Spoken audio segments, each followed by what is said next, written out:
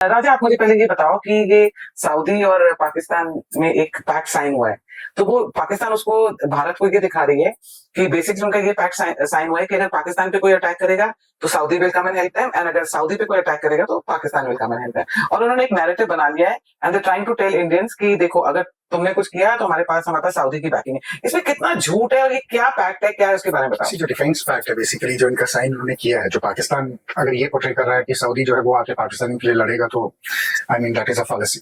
क्योंकि Saudi Arabia का अगर आप देखोगे, सऊदी अरेबियन आर्म फोर्सेस जो है they have been trained by the Pakistanis.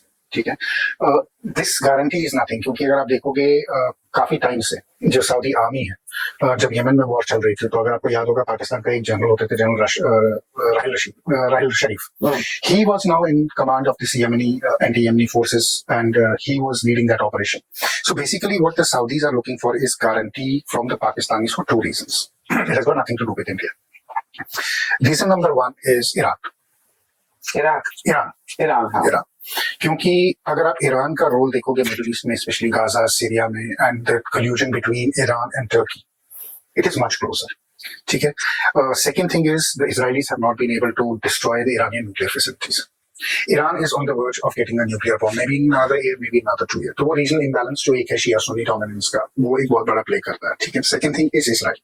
Now Saudis का अगर आप देखोगे ट्रेडिशनली, अगर आप अरब वॉर्स को भी फ्रॉम 67 में हुआ, योम किपुर वॉर हुई, उसके बाद जितनी भी लड़ाई की है इन्होंने इजिप्ट के साथ, जॉर्डन के साथ, Saudi somewhat had a very neutral role to play with the Israelis. They never got in direct confrontation with them. But the way Middle East is shaping up, वहां स्टेक होल्डर्स बहुत है। Iran एक stakeholder है, Turkey दूसरा stakeholder है, Saudi Arabia तीसरा stakeholder है, Qatar is trying to meddle in between. So Middle East में जब से गाजा इन्वेजन हुआ है, तब से अगर आप देखोगे वहां की जो लोकल पॉपुलेशन है उसमें बहुत गुस्सा है इसराइल को लेकर, उसमें कोई शक नहीं। ठीक है, जितनी भी मोनार्कीज हैं, they are feeling threatened, because लोगों का जो प्रेशर है वो एक पॉइंट तक लिया जा सकता है, उसके आगे नहीं लिया जा सकता। और जितना इसराइल ओपनली एग्रेशन करेगा, चाहे फिर उसने लेबनान में किया, जॉर्डन में किया, सीरिया में किया, अब जाके कतर में किया, ईरान में किया, तो जितना वो एग्रेशन होगा उतना जो लोकल पॉपुलेशन है, जो आम लोग हैं, वो उतना गैल्वनाइज हो जाएंगे इसराइल के अगेंस्ट।